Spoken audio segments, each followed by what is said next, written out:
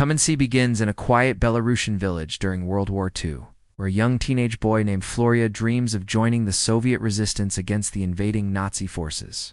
Like many children his age, he sees war as something heroic and exciting, imagining glory, adventure, and respect.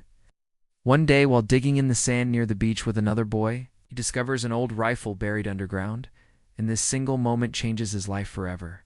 Despite his mother begging him not to leave, Florya proudly joins the local partisan fighters hidden deep inside the forests. At first, he is thrilled, believing he has become a real soldier, but the harsh reality of war quickly begins to destroy his innocence.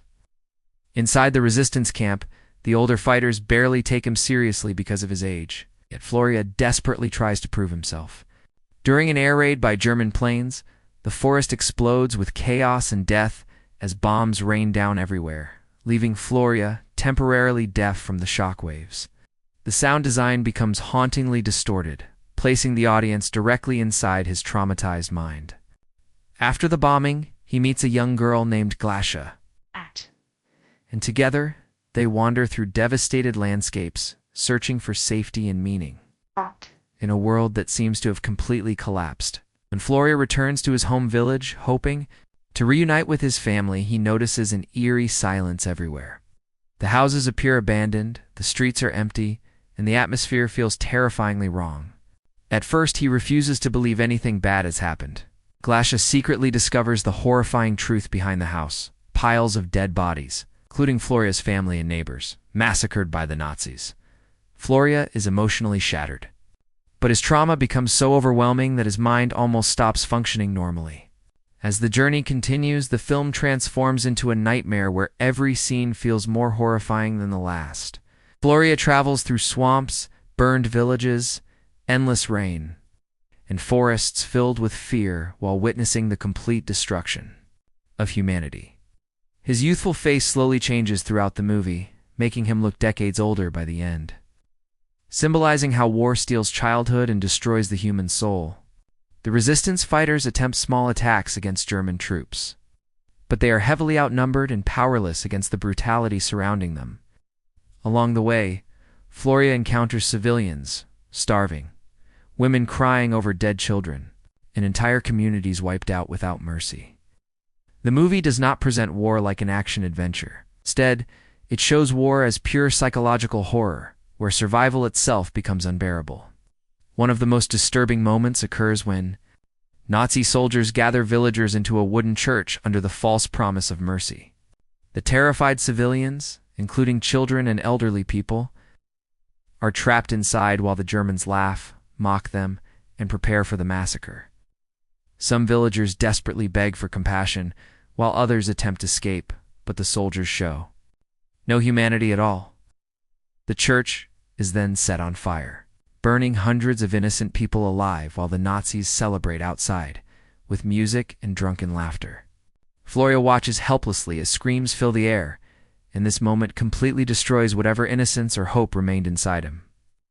The scene becomes even more horrifying because it is inspired by real atrocities committed during the Nazi occupation of Belarus, where entire villages were burned along with their inhabitants. After the massacre, the resistance fighters finally capture several German soldiers. Some villagers demand immediate revenge and execution, overwhelmed by rage after witnessing unimaginable cruelty. During this confrontation, one captured Nazi officer arrogantly explains how his ideology views certain people as less than human, revealing the terrifying mindset behind genocide and mass murder. Florya listens silently, emotionally exhausted and spiritually broken. Eventually, the prisoners are executed by the resistance fighters. But instead of feeling victorious, the moment feels empty and tragic because the damage caused by war can never truly be repaired. Near the ending of the film, Florya discovers a photograph of Adolf Hitler lying in the mud. Consumed by grief and fury, he repeatedly shoots the image while archival footage plays backward, symbolically reversing history through his imagination. The footage moves from Hitler's rise to power back toward his childhood, and Florya hesitates when he sees Hitler as an innocent baby. In that powerful moment, the film suggests that hatred and evil are not born naturally, but are created through ideology, violence, and corruption. Florya ultimately lowers his weapon and walks away with the resistance fighters through the muddy forest, but he is no longer the cheerful young boy from the beginning. His face looks aged, exhausted, and emotionally dead, showing that the war has permanently destroyed his innocence. The ending leaves viewers disturbed rather than satisfied because the film is not trying to entertain. It is forcing the audience to witness the unimaginable suffering caused by war and fascism. The moral message of Come and See is that war does not create heroes. It destroys humanity, innocence, and morality itself.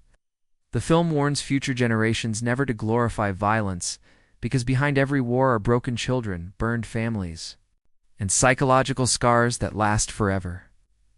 It reminds us that hatred, racism, and blind ideology can transform ordinary people into monsters. And if humanity forgets the horrors of history, those horrors can happen again.